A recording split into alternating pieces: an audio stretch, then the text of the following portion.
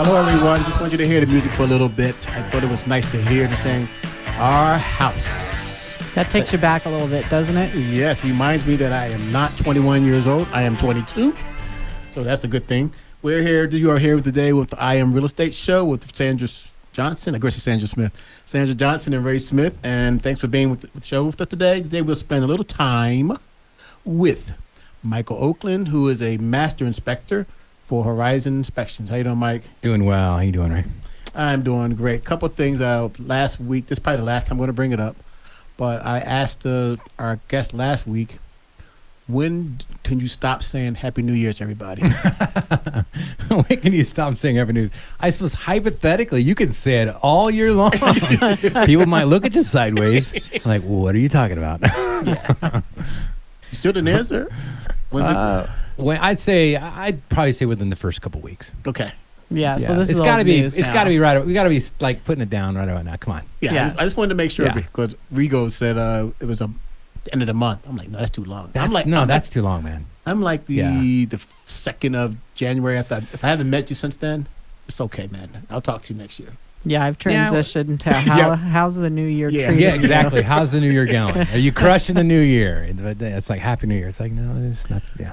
We'd like to thank you guys for listening and watching our show. And Sandra has a comment from one of our listeners. Yeah, Ooh. I got a text today. Bring it in. It said, hey, you guys did a great job of talking about Tucson and selling Tucson 2 weeks ago, 2 shows ago.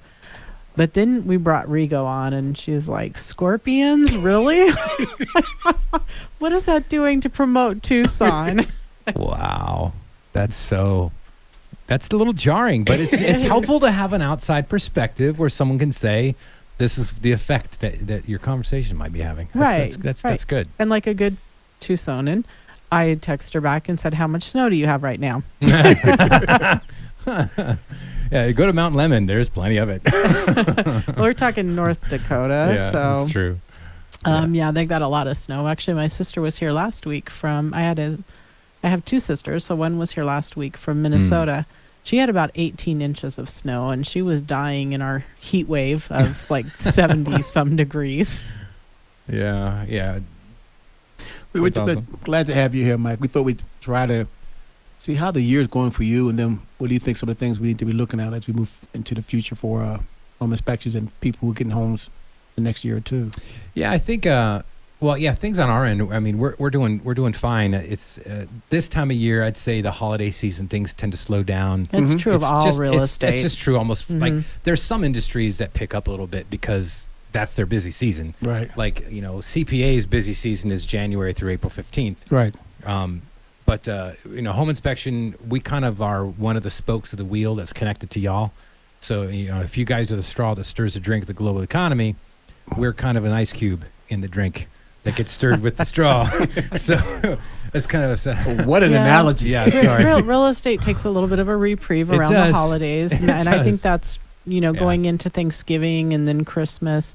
With the new year, we tend to see kind of an uptick in properties that go on the market. Yeah.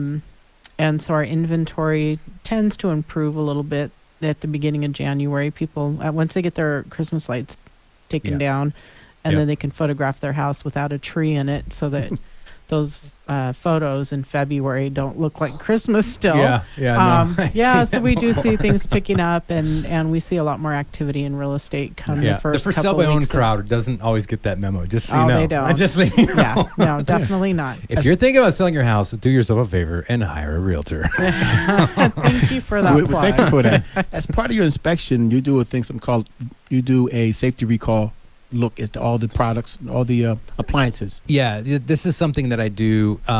There's some things that every home inspection company will do to exceed the minimal standards of practice. But this is one of the things that we do to make sure that we're taking as close a look as we reasonably can. So like just yesterday's inspection, for example, the dishwasher, I'll research the make, model, serial number, take that information to an online database, submit that information. It gives me immediate feedback, tells me the month and year that it was manufactured. Sometimes a serial number is hard to know for sure based on some manufacturers will recycle their serial numbers in anywhere from 10 years, 12 years, sometimes even 20 years on a cycle. So based on logical limiting factors, I can usually do process elimination, find out exactly when something was made. That same database will pop up and say, hey, we got a recall on this. Some things you just have to know, like in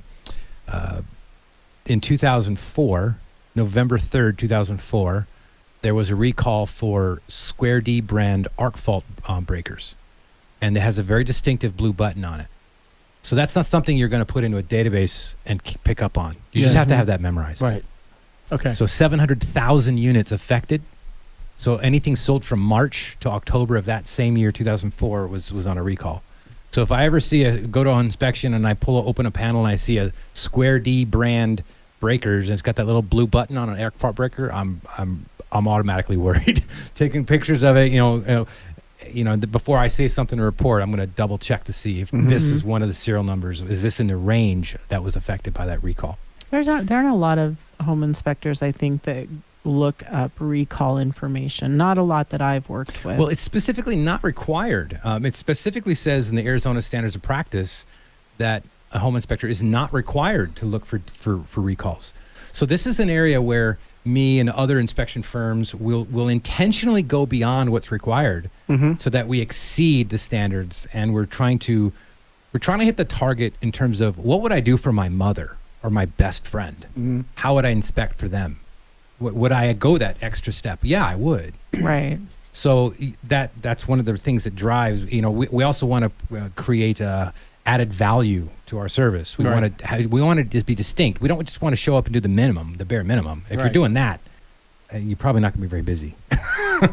Right. So yeah. Well, and I know there are other things like testing outlets. You don't have to test everyone. You have to do a minimum, but that may not be a good representation of the house. I know you can't get to everything because people have furniture in the way, and that's a good like example that. of setting expectations. I think that sometimes there's a difference between what the client expects and what the inspector knows that he's required to do. There's oftentimes a good distance between these two mindsets. So inspectors sometimes are going to go far beyond what a client thinks that they're going to do. And so sometimes the expectations that the client has gets exceeded. Other times it doesn't. They get disappointed because a home inspector is only required to inspect a, quote, representative number of outlets, electrical outlets. In most jurisdictions, that's interpreted as one per room. Right. Oh, okay. I can't tell you how many times. Like if I go to a vacant house, I'm going to see everyone. I'm going to get to everyone I can physically get to. I can't tell you how many times. I mean, just like I think 2 or 3 days ago, in a kitchen, all the outlets were correct polarity except one, no power. It's weird, loose hot. Right. So it's weird. So yeah. So sometimes you gotta do what you gotta do to protect the client, and hopefully you'll exceed their expectations in the process. Are you seeing an uptick of safety recalls at all? No, I wouldn't say that. I'd say an uptick in awareness of how many there are. Okay. And just memorizing those as I go. Just kind of thinking about that, wondering if you see that up and down recall list. Is it list huge or just depend on the company? Yeah, what I do is I just go to my website, go to the Consumer Product Safety Commission website, and double check my numbers and make sure that I'm not saying something that's not accurate. Thank you for listening to the I Am Real Estate Show. We're here with Michael Oakland, who is a master certified inspector for Horizon Inspections. We'll be back in a few seconds or minutes and enjoying this great day with a great inspector and my beautiful wife. Welcome back, everyone, to the I Am Real Estate Show with Sandra and Ray. We have our master certified inspector, Michael Oakland, with us. Yeah, we were just talking about kind of managing client expectations and the standards of practice for home inspectors. And one of the things you talked about before we went on break was that you are required to do a representative number of outlets in a room. And I wanted to share, before I was in the industry, as a renter in a house, we had outlets that didn't work. And very common.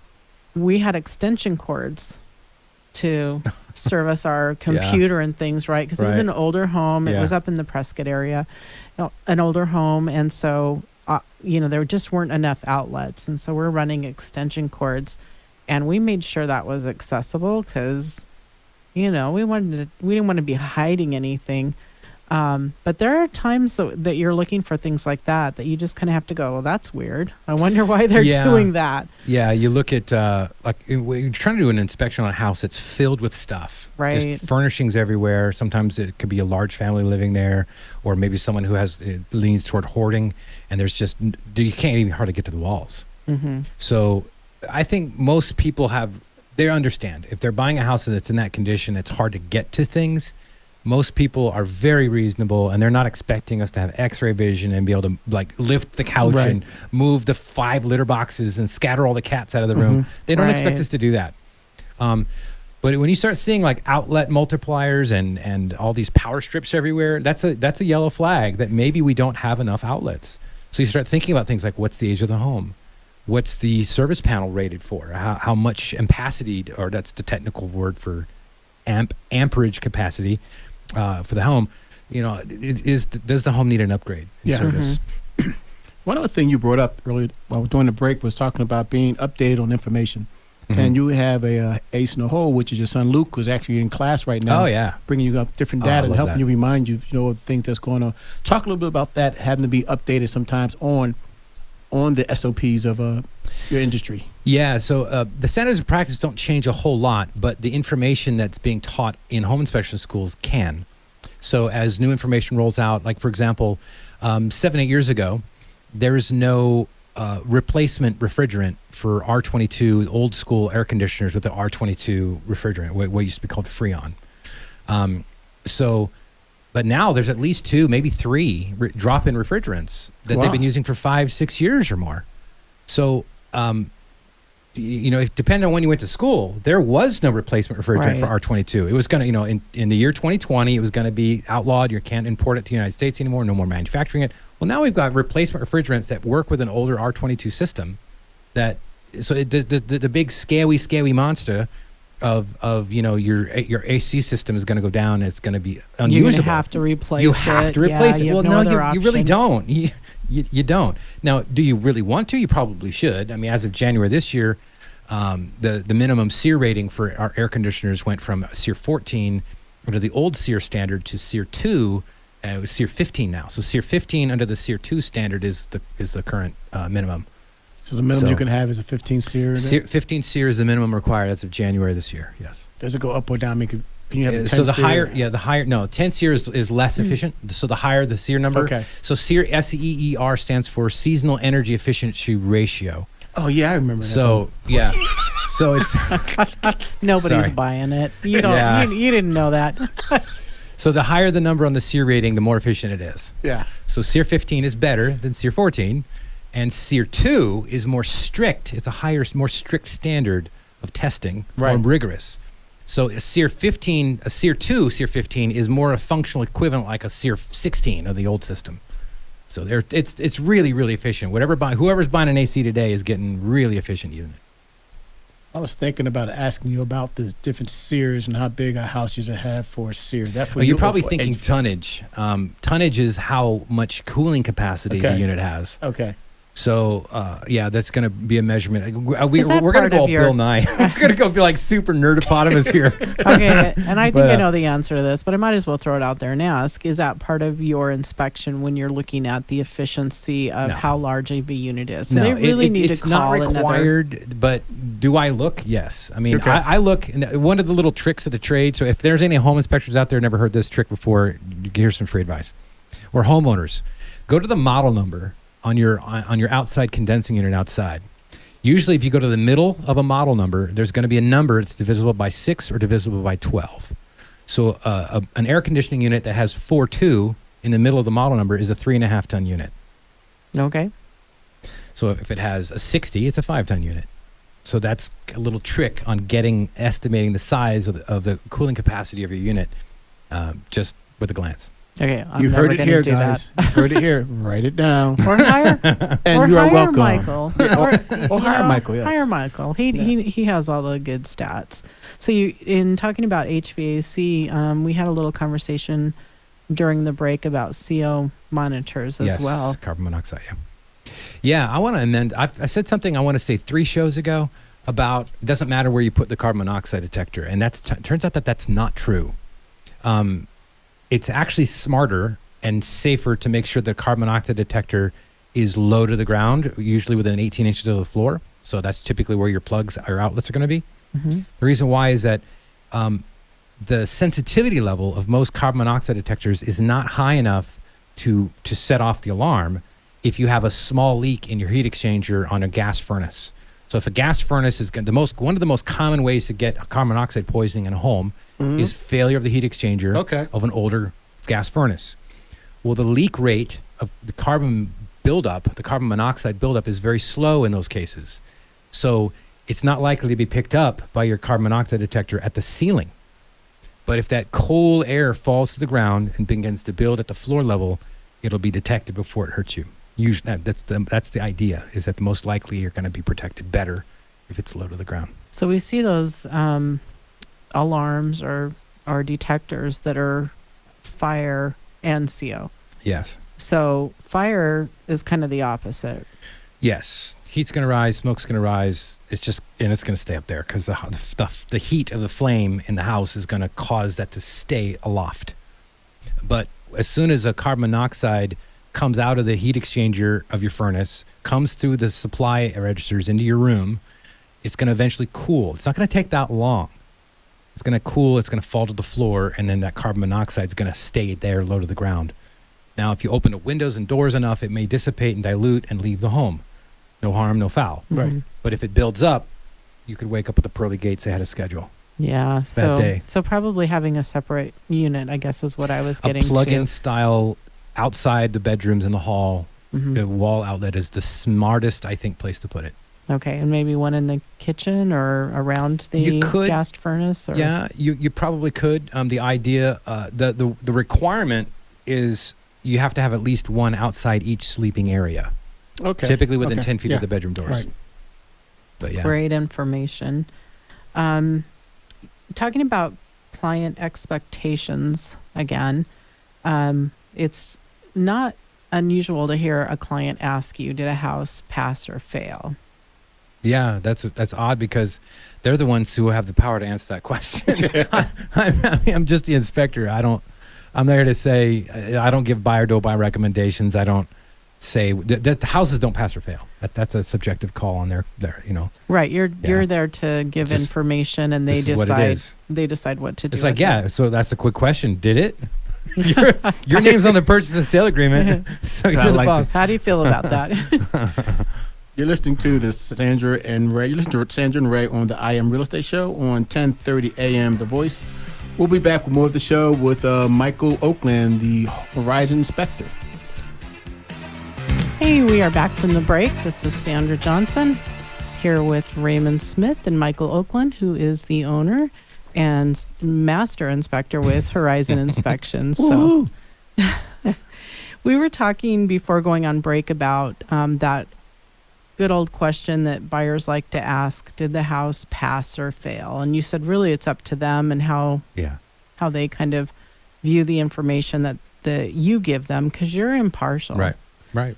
Now, there might be some side effect benefits, but that's not a question that we can really answer because ultimately it's up to the client to decide. So sometimes if a client is either very, very young or they're really kind of insecure and they're maybe indecisive, if their personality type is one that they have a difficult time making big decisions, then they may try to see us more in a paternal role, which of course is not our role, and ask the question, would you buy this house?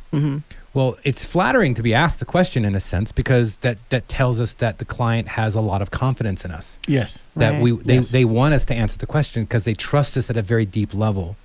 Now, it's a dangerous question because we really can't answer the question. So what we want to do is we want to guard that trust and respond in a way that's gracious and say, well, that's really not our decision. Your name is on the purchase and sale agreement. If I was thinking about this house, this doesn't fit the size of my family. I have a special needs child. I have an aging parent. I mean, this doesn't work for me. So the layout's wrong. No, I wouldn't buy this house. Yeah, I wouldn't. It's not for I've me. answered the question before. It's saying, well, no, I don't want another pool. No way. I wouldn't buy this house. And so I give them a reason that's practical based on my family's dynamic. And I answer it so obviously that they can't go, well, yeah, that's not what I mean. I mean, is it safe? Is the wiring going to burn my house down? Is the roof going to collapse? That's what they really mean. Is it a safe investment? Right. I'm like, well, this is really a financial question. This is not would I buy it? That's irrelevant. Right. So the question is, would you buy it? Your agent has helped you negotiate this agreement.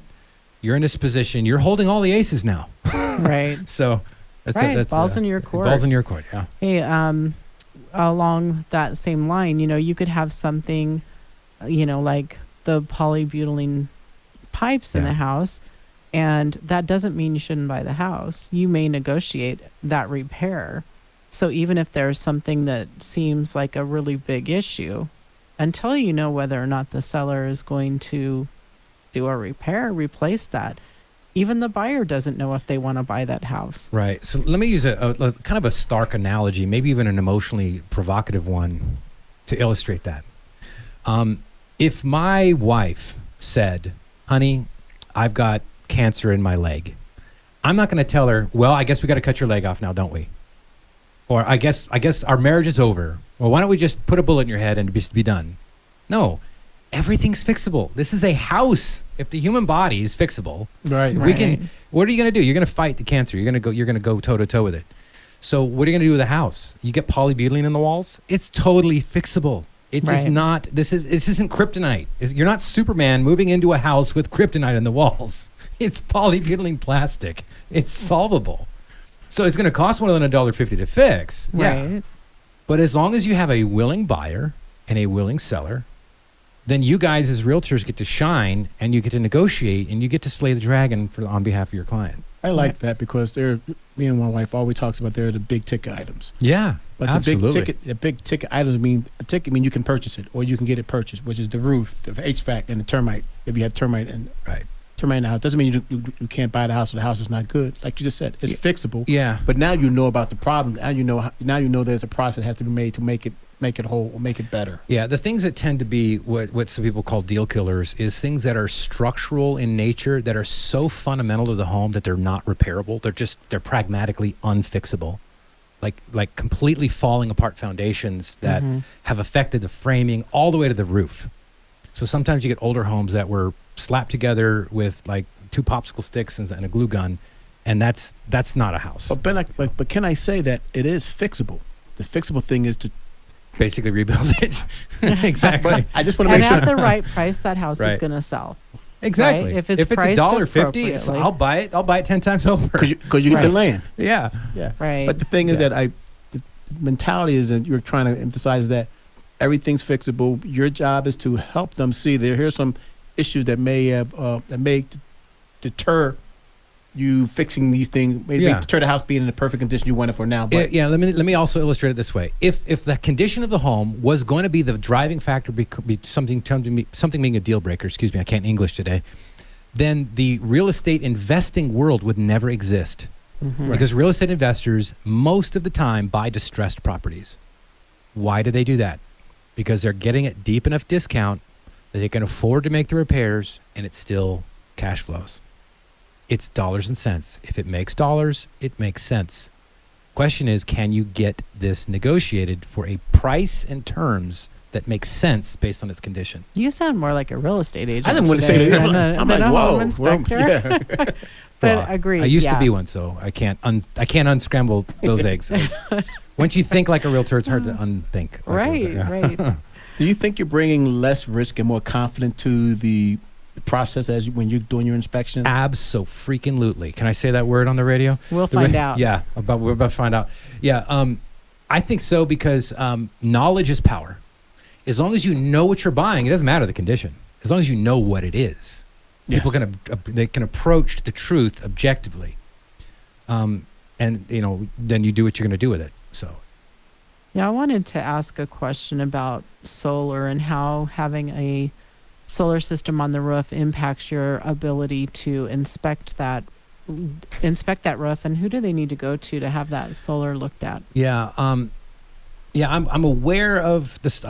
It makes it hard to see the roof wherever the solar panels are covering, if they're flush to the roof, so that does limit the inspection. I try to see if I can find evidence of leaks from below if there's an accessible attic, or if there's ceilings, if there's roof penetrations or the general areas with the infrared scan. But really, they need to see a solar installer, solar specialist to evaluate that system, make sure it was installed properly, because that's not something. Maybe there's an inspection firm out there that specializes in that, but that's not me. So I'm aware of them. I've seen them go in. I watched my own solar system get installed. I understand the principles of how it works. I've seen some really bad installs, and I go like, that's not right. But I can't necessarily conclusively say this is done wrong and needs to be redone. Michael, Horizon Inspection does a great job for the community. Can you let people know how they can get a hold of you? Absolutely. I can reach, the best way to reach me is just by calling me. Old school, 520-330-9703. Again, it's 520-LOCAL, 330-9703 is my phone number. The ring's on my hip because it's a cell phone. You can reach me on my website, horizoninspectionsllc.com.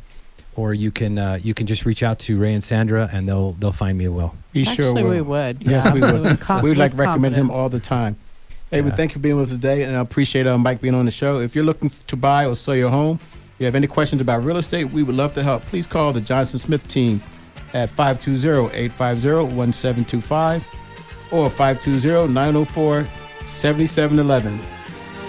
Thank you, everybody. We'll talk to you a little bit on the other side. Hey, we are back from the break. We've had Michael Oakland with Horizon Inspections with us and kind of wrapping up the inspection portion of this. But would you like to sit in and join us for the last segment here? Yeah, I mean, former realtor, I might as well, former even appraiser. Okay, no giving let's real go. estate advice. No, though, 'cause you won't don't do have a that. license. Just questions. Hey, we actually do have a new teammate. I don't know if we've said that on air yet or not, but my daughter Danielle is now a licensed agent, and she has joined the team. So we will definitely be introducing her to you, Michael, and to the audience. Yeah, and we'll get her in here on a show in the next week or two. So it's kind of fun watching somebody starting from the beginning of, you go out, you go to school, you get that license, and then pass the test, and you're like on top of the world. I passed my test, and then you realize you're not ready to sell real estate. all you did in class was you learned a lot, but you don't know how to start. How do I start this career? Right. And so, we'll get Danielle on here and introduce her to our listeners, and she's so strong with social media, with understanding how she bought her first home straight out of college, and so she's seen what the power of home ownership can do for you financially. So she's a great advocate for it and things like that. She and is. Most common. And we want to know that with this Johnson Smith team, and that we're getting bigger, and we want to make people start being some of our other team members and hear their voice. So if you see them responding to us, oh, that's Danielle, and that's part of the team too. I know I'm in good hands. And that's the main reason for it. Make sure that people get to meet our team members. Yeah, and Raymond and I are a little on the old side when it comes to some of the technology. We manage it, but we're not rock stars by any means. And so it's going to be great to have somebody younger on the team and to have that perspective, and someone who's kind of, living life at a different level than we are. And so we're excited about that, and super smart. This girl was a math education major, and she never bought a math book through college. She just helped her friends, tutored them, and got through college. So it was super smart. And like I say, we're just excited to have her. In the news, NAR on January 18th had put out a post saying that recent inflation could mean that mortgage rates have further to fall, which is great news. That came from Lawrence Yoon, the chief economist at NAR. So with inflation being the way it is, we're seeing some relief for buyers. We've been talking about the opportunity that home buyers have right now that hasn't really been there in the last few years. So not this huge uptick in inventory, but to where we're, 6 months is considered to be a balanced market. And we're not to that point yet, but certainly some relief in the pace that real estate is selling, and that opens the door. Raymond and I have been working with some first-time home buyers here recently. Yes. And it's very exciting. And with me, what I keep trying to tell people, and I just want to remind everyone, is that All it takes is a phone call to John Spur to find out what your buying power is and to find out what the rate you can get it at and find out all the different things that you just need to know before you get started. I mean, you can do that like today. You're sitting here on a Sunday. Tomorrow, look up John Spur, Inspired Life and Mortgage. Let's get the ball rolling.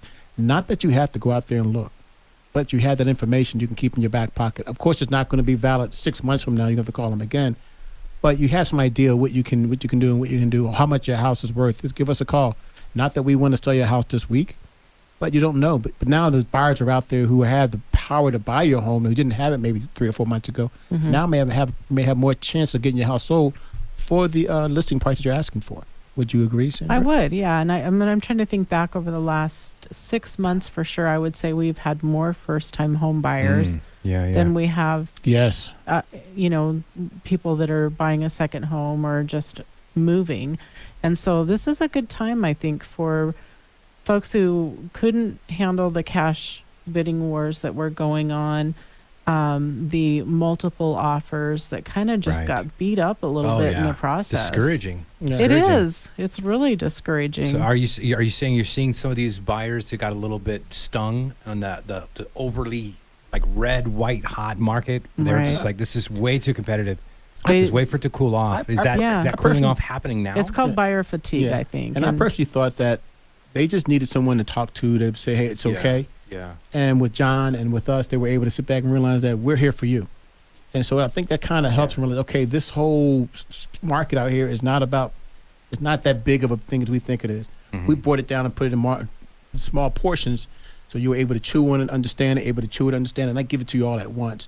And if it's not your time, we always tell you, if it's not your time, it's not your time. But if it is your time, go out there and look. So can John, like, if they call, if there's something with their credit or their cash flow or some wrinkle in their financial pipeline, can he help them figure out what to iron out? Yes, and that's the one thing he always emphasizes, that when you call doesn't mean that you're ready to buy now. If there is an issue, his whole goal is to make sure you get to where you need to get. We're trying to get you to your goal. So are people going to get on someone's radar and start getting spammed every other day with some marketing thing? Is that? I hope not. I don't think so. No, that's not. No, they're great. So it sounds like they're just going to answer the question and they're not going to haunt you. And I'm going to tell you why you really need to start buying in Tucson, because my wife found this on the news today that Tucson is, and according to the New York Times, that Tucson is the 15th city. Number 15th city today. Think you need to come to and visit. So if people start coming to visit Tucson, and we're number 15, all the people in New York and California and Minnesota are coming down, and they're going to want to come here and start buying homes because we have a great place to live. We do. You're already here. Come and give us a call, and we'll sit there and find your place before they get here. And then if you get buy 2 or 3 of them, guess what? You can rent one out to them when they come down for their summer homes. So we're trying to sit there and get the business for you. Buying by the case, selling by the bottle, renting by the bottle. I think we talked about this a couple of times, that the nation is starting to realize that Tucson is really a great place to come to. And we're outbeating Phoenix over and over again. It's not about how big you are. It's about how beautiful you are and what you have to offer for people who are interested in just enjoying life. And Tucson is a place to come and enjoy life. We have the mountains. We have the bike riding. We have the food. Let's talk about the food. Oh man. And all the golfing, no shortage of that. Yeah. Raymond's a happy man. Yeah. He's never leaving Tucson. No, I am not. We were laughing today because Raymond does golf with some guys. They golf every week, and these guys make decent money, but they put like a quarter a hole or something out there. Quarter a hole, $1 on the greenies. You guys know the rules. But it's the best time in the world is to watch a bunch of guys, how much we talk crap about $8.25, man. This is the best conversation, and we're serious about that. They're paying how much money for the golf? So golf somewhere in there. It's the best thing I'm ever, saying man. even a good price, you're paying $30, $40, $50 for that round of golf. For the green fees. It's the $8. It's the pride of winning. That yes, $8, and it's so much fun. We play so many different golf courses. There's so many things to do out here in Tucson. We all talked about the different golf courses, the 5 public golf courses, all the great resorts you can go to. And at this time of year, if you have somebody who's a member who can get you in for a decent price, and if not, sometimes they have some great sales that are going on at the local courses. But man, it's just so much fun to do and such a great thing to do outside. because I'm not going to go hiking. I'm not going to go bike riding. I'm not going to go walking. The rest of the world is hiking and biking and all of that. And don't forget, and let's not forget the gem show too. Yeah. 26th through the 2nd of February. We should have looked before we said it out loud. I saw it. But yes, I start do. the 26th of January. And it lasts until sometime in February. So just come and stay a while. Yeah, no. And if you get the hankering for the trees and you miss like that northwestern feel, there's always Mount Lemon. Just go hang out in the mountains and drop. Ski. There's snow on the mountains. Oh, tons of snow right now. It looks beautiful out there today, man. It was just so wonderful. Just look at the mountains. I felt like I was almost as close to thinking I was in Utah, looking at the mountains. You're going down the road and you're coming in from to Salt Lake City. And you're like, wow.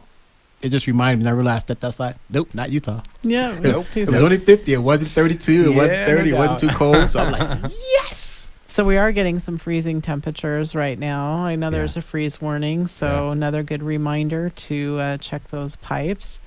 Make sure that everything's ready for cold weather. Cold weather for us is not like cold weather for anybody else, though. I mean, we've got it. We're spoiled here. And I like it that way. Did you want to talk a little bit about the listings you have?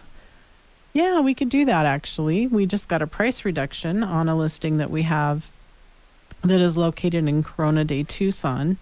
And not only do we get a price reduction, but with an acceptable offer, the seller is willing to make a contribution towards closing costs, whether that's a rate buy down or just helping with your closing costs in general. And the house is located in an area for USDA financing. And so that's already a zero down program. So zero down, you get a contribution from the seller with that acceptable offer, and it'd be a real nice way to start with a first home. The property address is 710 East Blue Mesa, and like I said, that is in Corona de Tucson. We'd love to show it. It's going to be open from 1 to 4.